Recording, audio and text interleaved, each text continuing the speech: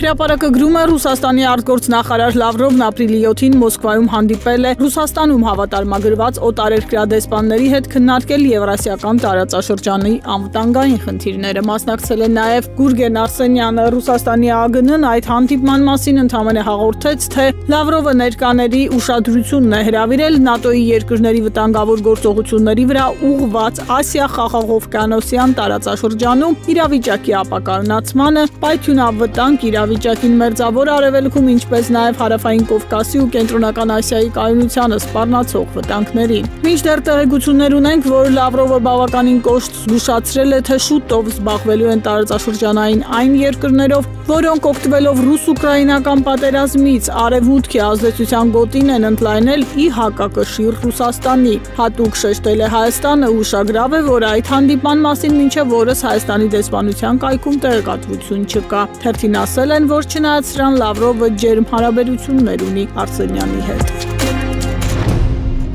Ժողովրդի տեղեկություններով մայիսի 9-ին Մոսկվայի Կարմիր հրապարակում կայանալիք ամենամյա շքերթից առաջ Պուտինը կհանդիպի Հայաստանի վարչապետ Փաշինյանի ու Ադրբեջանի նախագահ Ալիևի հետ։ Ըստ ռուսական շրջանակներից թերթին փոխանցված տեղեկատվության պայմանավորվածություն ձեռք կբերեն, որ մայիսյան տոներից հետո Ալմատիում Հայաստանն ու Ադրբեջանը ինչ-որ փաստաթուղթ ստորագրեն խաղաղության վերաբերյալ։ Ղազախստանը որպես ստորագրության վայր պատահական չի ընտրված, քանի որ Փաշինյանի ձեռամբ Ալմատիի հռչակագիրն է դրված հայ-ադրբեջանական բանակցությունների առանցքում։ Թերթը փորձել է տեղեկությունները ճշտել վարչապետի մամուլի քարտուղարից, բայց նա հրաժարվել է որևէ կերպ արձագանքել։ Հրապարակն էլ լուրեր է ստանում, որ Փաշինյանը փորձում է ինչքան հնարավոր է շատ մարդկանց հետ շփվել, անհատական կամ փոքր խմբերով հանդիպումներ ունենալ։ Դատելով այդ հանդիպումներին մասնակցած երկու անձից ստացած տեղեկություններից հրավիրում են չեզոք անկուսակցական անձանց, բիզնեսմենների, մենեջերների, մասնավոր ոլորտի ծառայողների, որոնք հակաիշխանական սուր ելույթներ ու հայտարարություններ չեն արել, Նիկոլ Փաշինյանի դեմ ստատուսներ չեն գրել, ինչ որ անձ զանգահարում է նախապես զրուցում, հարցնում կցանկանա հանդիպել պարոն Փաշինյանի հետ, ապա դրան հաջորդում է հանդիպումը։ Թերթի տեղեկություններով հանդիպումը կայացել է կառավարության շենքի առաջին հարկում, սուրճի թեյի սեղանի շուրջ։ Մի քանի հոգի են եղել, Փաշինյանը հանդիպմանն ներկայացրել է կնոջը, ինչ որ անորոշ հարցեր է տվել, ինչ եք մտածում այս թեմայի մասին, ինչպես եք վերաբերում այն հարցին։ Հանդիպումը տևել է 1 ժամից ավելի, զրուցակիցը շեշտել է, որ ոչ ինքը, ոչ հանդիպման մյուս մասնակիցները չեն հասկացել, թե որն էր իրենց հրավիրելու նպատակը։ Դուրս գալուց նկատել են, որ էլի մարդիկ են սպասում միջանցքներում, որոնք հավանաբար պիտի ներս մտնեին։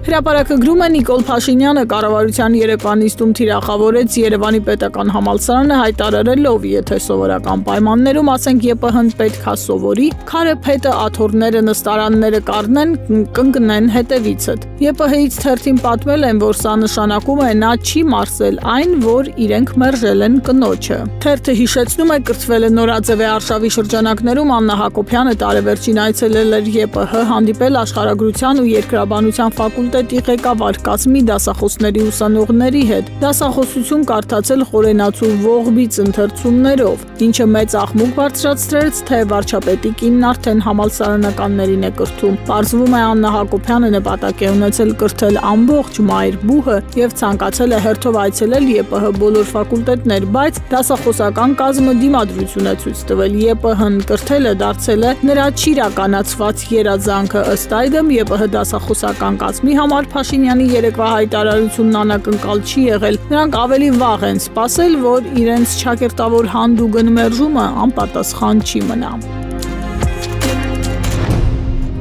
Ժողովուրդն էլ գրում է, իշխանությունները վախեցած են արցախցիների իրավունքների պաշտպանության խորհրդից, փորձելով պառակտել ու ճնշել այն, փորձում են կասեցնել։ Արցախցիների իրավունքների պաշտպանության խորհրդի մարտի 29-ին մեծ հանրահավաքից հետո իշխանությունը վախեցած է, պատճառն այն է, որ հանրահավաքին մասնակցել է շուրջ 15000 մարդ, ասում են, նրանց ամենամեծ անհանգստությունն առնչվում է Ազատության հրապարակում տեղադրած վրանց շտաբի հետ եւ դրա շուրջ տեղի ունեցող զարգացումների։ Այդ պատճառով պատճառով իշխանական քարոզչամեքենան լծված է պայքարը հեղինակազրկելու, արցախցիների դեմ թշնամանք հրահրելու գործին։ Տարբեր ուժերի կողմից նաև մոլորեցնող գործողություններ են իրականացվում, որոնք ըստ տեղեկությունների ուղղորդվում են։ Այդպիսի դեպքերից է Լույսի բանակի կողմից ապրիլի 12-ին Ազատության հրապարակում հայտարարված հանրահավաքը, որն ընդհանրապես կապ չունի արցախցիների իրավունքների հետ։ Ընդ որում թերթը տեղեկացել է կազմակերպության ղեկավար Կարեն Արեյանը պետք է վրանում հանդիպեր խորհրդի ներկայացուցիչների հետ, բայց մերժում է ստացել։